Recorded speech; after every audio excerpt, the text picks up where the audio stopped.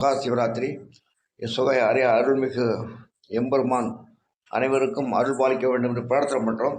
இந்த காலகட்டத்தில் இவங்க சாரை கடையை மூடிட்டு 5000 கொடுத்துருந்தா நாங்கள் வரவேற்போம். இவங்களே ஏறக்குறைய 70 ஆண்டுகளில் கடந்த 70 ஆண்டுகளில் சாதிக்க முடியாத 4.5 ஆண்டுகளில் 4 லட்சம் கோடி ரூபா கடன் வாங்கிட்டு இருக்காங்க. 4.5 லட்சம் கோடி ரூபா கடன் வாங்கிட்டு இருக்காங்க. 70 ஆண்டுகளில் 4.5 லட்சம் கோடி ரூபா கடன் இருந்துச்சு. இவங்க 4.5 ஆண்டுகளில் ஏறக்குறைய 4.5 லட்சம் கோடி ரூபா கடன் வாங்கியிருக்காங்க. ஒவ்வொரு தலையிலையும் ஒவ்வொருத்தரும் 4.5 லட்சம் நாம் கடன் கட்ட வேண்டியிருக்கு. இவங்களே கடனில் தத்தெடுத்துட்டு இருக்காங்க. இவங்களே பிச்சை எடுத்து பிச்சை காசை மக்கள்கிட்ட கொடுத்துருக்காங்க. நிறைய இடங்களில் சம்பளம் போட முடியல. தமிழக அரசே தள்ளாடிட்டு இருக்காங்க. இதுக்கிடையில் நாங்கள் 5000 கொடுத்தோம்னு சொல்லி ஊபி அரசு, உத்தரப்பிரதேச அரசு ஏறக்குறைய 64,000 கோடி ரூபா இருப்பு வச்சிருக்காங்க. அவங்க கொடுத்தான்னு சொன்னால் சந்தோஷம். இவங்களே கடனில் தத்தளிச்சிருக்காங்க. கடனை வாங்கி சுருட்டி கடனை வாங்கி வச்சிருக்காங்க. 70 ஆண்டுகளில் 4 லட்சம் கோடி ரூபா கடன். இவங்க 4 ஆண்டுகளில் 4 லட்சம் கோடி ரூபா கடன் வாங்கி ஒவ்வொரு தலையிலும் கடனை சுமத்தி வச்சிருக்காங்க. இந்த காலகட்டத்தில் இவங்களே பிச்சை எடுத்துக்கிட்டு இருக்காங்க. ஏறக்குறைய பல ஆயிரம் கோடி ரூபா கடன் வட்டி கட்டிக்கிட்டு இருக்காங்க.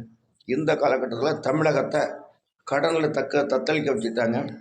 நம்ம தமிழகத்தை படுகொலியில் தள்ளி விட்டாங்க. ஒரு மோசமான நிலையில் இருக்கும்போது நாங்கள் 5000 கொடுத்தோன்னு சொல்லி ஓட்டு வாங்குறதுக்கு முயற்சி பண்ணுறாங்க. இவங்க சாரை கடையை மூடிட்டு 5000 கொடுத்தோம்னா நாங்கள் சந்தோஷப்படுவோம். சாராய கடையினால் தமிழகமே தத்தளிச்சுட்டு இருக்கு. அந்த சாராய கடையினால் பல பேர் பக்தர்கள் எங்கேயும் போக முடியல. பல பொதுமக்கள் எங்கேயும் போக முடியல. சட்டம் ஒழுங்கெல்லாம் சந்திச்சுட்டு இருக்கு. இந்த காலகட்டத்தில் சாராய கடையை மூடாமல் நான் 5000 கொடுத்தேன்னு சொன்னால், நீ ஃபஸ்ட்டு சாராய கடையை மூடிட்டு 5000 கொடுங்க.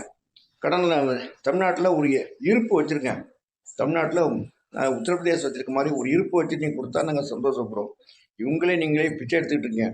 பிச்சை எடுத்துகிட்டு எங்களுக்கு பிச்சை போட்ட மாதிரி போட்டுக்கிட்டு இது தமிழக மக்களுடைய ஒவ்வொரு தலையிலும் 4.5 லட்சம் ரூபா கடனில் வாங்கி வச்சுருக்கீங்க. இவங்க மக்களை ஏமாத்துறாங்க ஓட்டு வாங்குறதுக்காக. இந்த சட்டம் ஒழுங்கெல்லாம் மோசமாக இருக்குது.